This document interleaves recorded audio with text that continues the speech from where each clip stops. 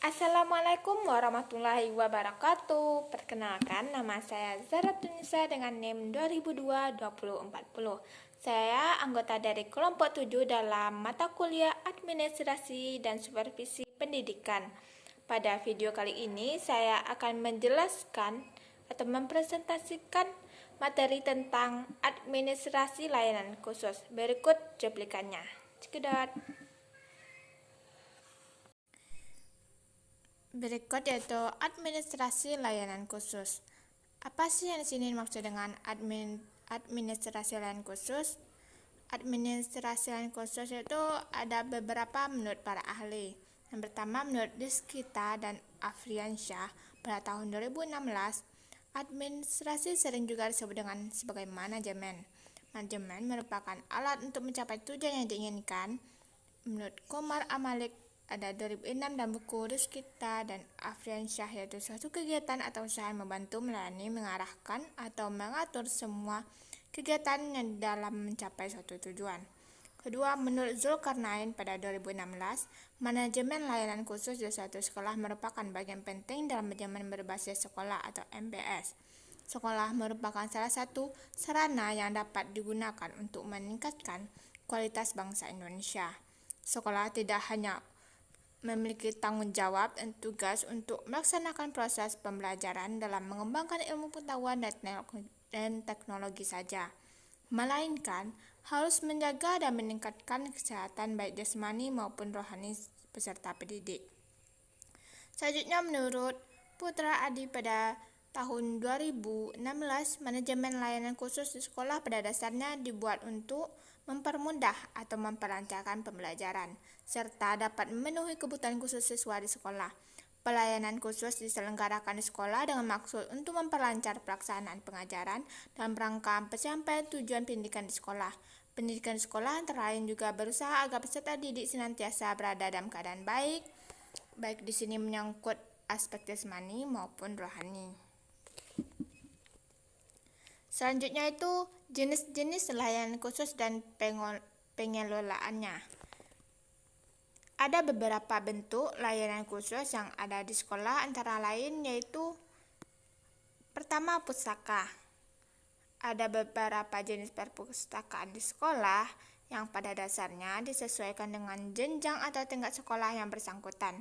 Jenis perpustakaan sekolah tersebut adalah perpustakaan taman kanak-kanak, perpustakaan sekolah dasar, perpustakaan sekolah lanjutan tingkat pertama, dan perpustakaan sekolah lanjutan tingkat atas. Semua jenis perpustakaan sekolah yang disebut di atas dikelola berdasarkan tujuan khusus masing-masing jenis dan jenjang sekolah. Selanjutnya, fungsi perpustakaan sekolah yaitu ada fungsi pendidikan, fungsi informasi, fungsi rekreasi, fungsi penelitian, fungsi penyaluran hobi, fungsi penanaman rasa tanggung jawab. Selanjutnya, peran guru dalam administrasi perpustakaan di sekolah, yaitu ada beberapa peran guru yang terlibat dalam administrasi perpustakaan sekolah. Peran tersebut antara lain memperkenalkan buku-buku kepada siswa dan guru-guru, memilih buku-buku dan bahan pustaka lainnya yang akan dibeli, mempromosikan perpustakaan baik untuk pemakaian maupun pembinaannya, mengetahui jenis dan menguasai kriteria-kriteria umum yang menentukan baik buruknya suatu koleksi, dan mengusahakan agar siswa aktif membantu perkembangan perpustakaan. Selanjutnya, laboratorium dapat dibedakan atas beberapa jenis. Jenis laboratorium tersebut biasanya disesuaikan dengan bidang studi dan kelompok bidang studi tertentu. Jenis laboratorium tersebut antara lain, yang pertama menurut bidang studi, misalnya laboratorium kimia, fisika, PMP, dan sebagainya. Menurut kelompok bidang studi, misalnya laboratorium IPS atau IPA. Dan terakhir, untuk bidang ilmu teknik, labor dapat diartikan sebagai workshop atau bengkel kerja. Selanjutnya, UKS. UKS itu usaha kesehatan sekolah. Usaha kesehatan sekolah merupakan salah satu wahana untuk meningkatkan kemampuan hidup sehat yang pada gilirannya menghasilkan derajat kesehatan peserta didik yang optimal. Tujuan khusus usaha kesehatan sekolah adalah agar siswa yang pertama memiliki pengetahuan, sikap, dan keterampilan untuk melaksanakan prinsip hidup sehat serta berpartisipasi aktif di dalam usaha peningkatan kesehatan di sekolah, di rumah tangga maupun di lingkungan masyarakat. Sehat dalam arti fisik, mental maupun sosial, memiliki daya hayat dan daya tangkal terhadap pengaruh buruk, penyalahgunaan narkotika, obat dan bahan berbahaya, alkohol, rokok, dan sebagainya. Selanjutnya, kafeteria sekolah. Ada beberapa hal yang harus diperhatikan dalam administrasi kafeteria itu. Yang pertama, administrasi kafeteria atau warung atau kantin di sekolah harus menjaga kesehatan atau higienis masakan yang dijajakan pada siswa. Selanjutnya, kebersihan tempat juga harus menjadi pertimbangan utama, karena kebersihan diharapkan dapat menjauhkan penyebaran hama penyakit. Makanan-makanan yang disediakan hendaknya makanan yang bergizi tinggi, bila mana perlu dapat menambahkan vitamin-vitamin yang diperlukan siswa pada umumnya. Kemudian, harga makanan-makanan hendaknya dapat dijangkau atau sesuai dengan kondisi ekonomi siswa. Dan terakhir, usahakan agar kafeteria atau warung atau masuk dengan kantin sekolah tidak memberikan kesempatan kepada siswa untuk berlama-lama atau nongkrong. Kondisi yang demikian akan menyokong munculnya perilaku-perilaku negatif.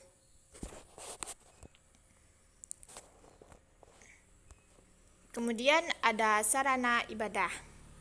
Di setiap sekolah, layanan rumah peribadatan sangat diperlukan.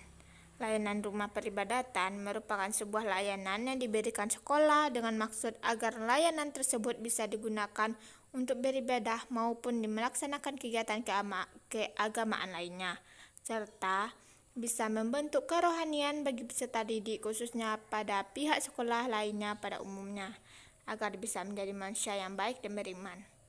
Dan terakhir itu ada asrama. Layanan asrama di sekolah sangatlah bermanfaat bagi peserta didik.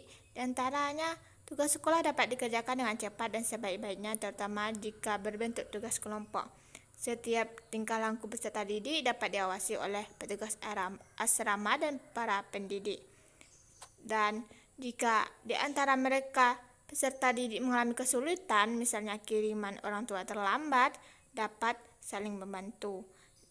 Kemudian dapat meringankan kecemasan orang tua terhadap putra-putrinya. Dan terakhir, merupakan salah satu cara untuk mengendalikan tingkah laku remaja yang kurang baik.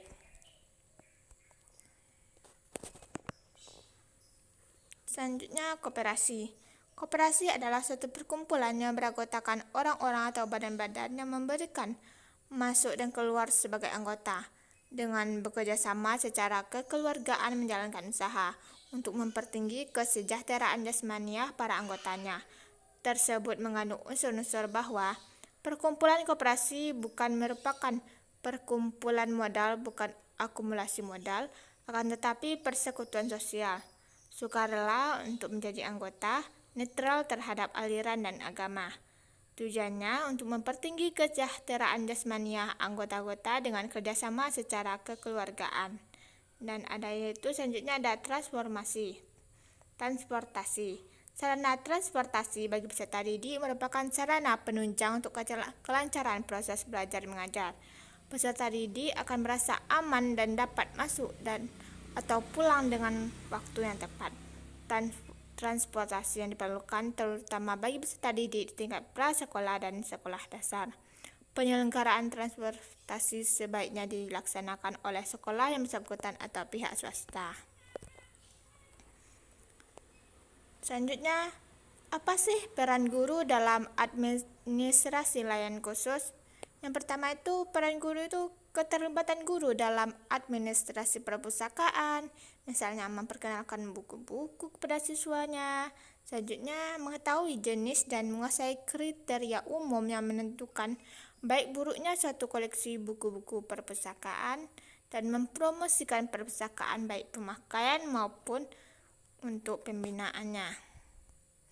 Sekian, terima kasih. Itulah presentasi materi dari administrasi layanan khusus. Demikianlah penjelasan presentasi materi tentang administrasi layanan khusus. Selamat menyaksikan.